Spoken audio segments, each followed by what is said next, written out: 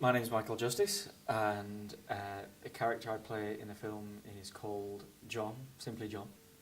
He is your average guy. You say that, but people will say, well, that's not how I would react.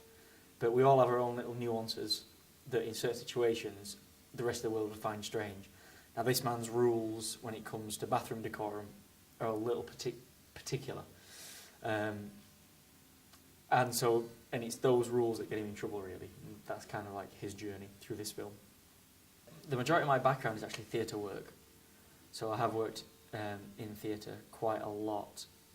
My entire drama school was based mainly on theatre work, and almost theatre as a religion. I want to hear a warm, thrilling voice cry out, "Hallelujah! Hallelujah on the line!" First time I worked on was a film called Murdered, which, as most budding actors will tell you, was a student film thriller/horror, as most student films are. Basically, taking from the momentum league of non-linear narrative, and about a young Asian guy he's the hero of the piece, which is a rarity in English films for an Asian guy to be the hero.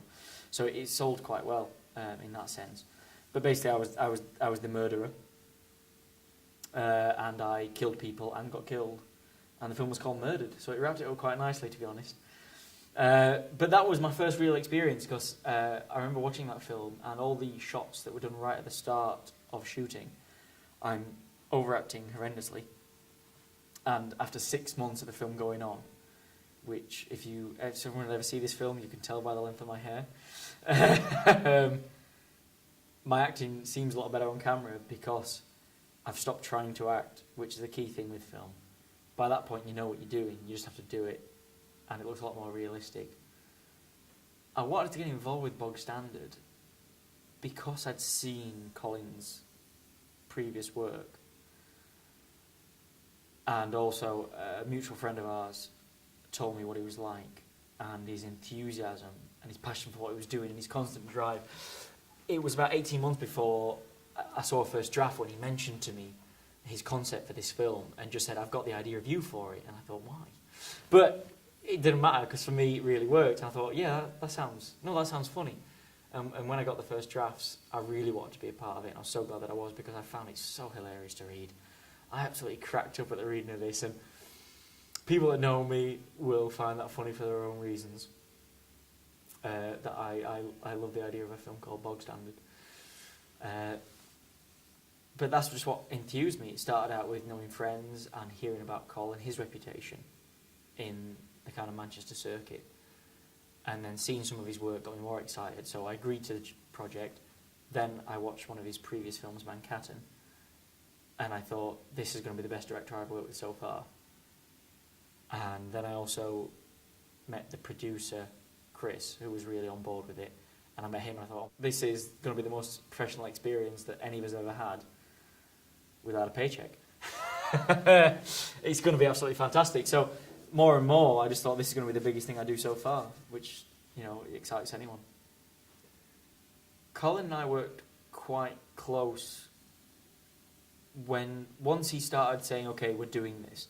It was months in advance when he said he had the idea for it, but he said, right, when he finished his previous project, he said to me, I'm going to bang out a draft, and within a week he'd finished it and sent it to me and asked me what I thought, and then I sent him my opinions, and he was superbly open. You never know when someone writes a script who's going to be protective, and he wasn't at all.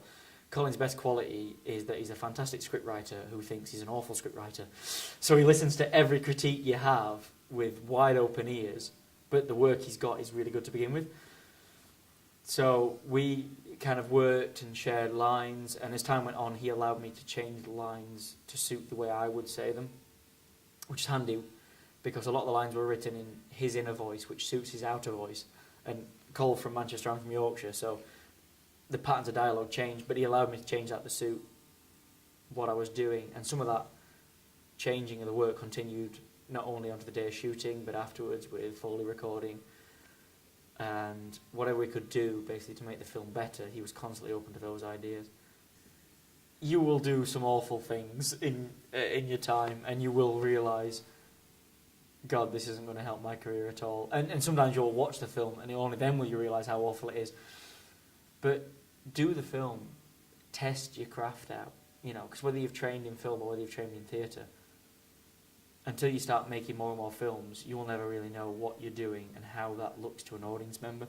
Every film you make, you can watch that back, and if you're open enough, you'll realise what an audience is seeing, and from that you can make your craft better.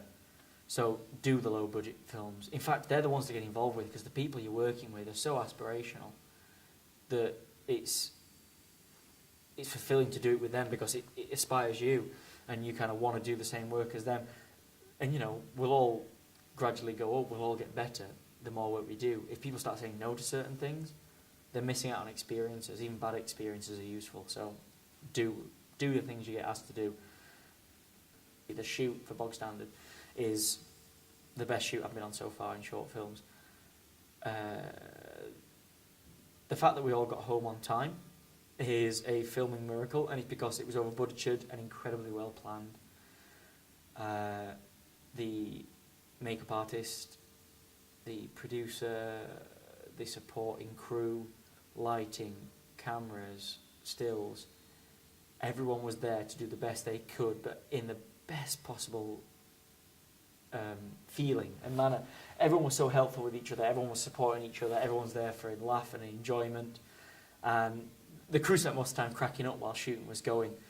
It never infringed on the scenes, but it meant everyone was enjoying themselves, and because of that environment that was created, the fact that we were all there trying to do something, but you know, no one was going to die if this thing went wrong, no one was going to be harmed or helped meticulously by the creation of this film.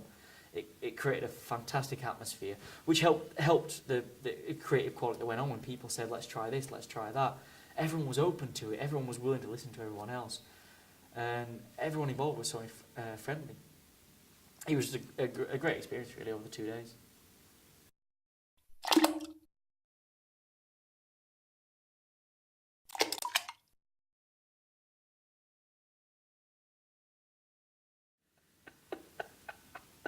I didn't poo, but I trumped in bed, and the smell,